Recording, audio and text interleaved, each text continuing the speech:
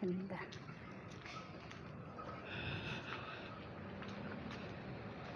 Nautusan magbayad ng kuryente uli. Walking distance. Pwede na ang Gcash ngayon. Kagandahan pa nagbabayad ng mga bills. Buti na uso ang Gcash, ano?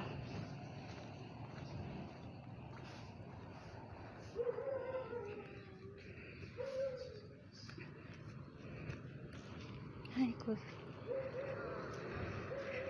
Saan ba yun? Dito ba yun? Dito na. Teka.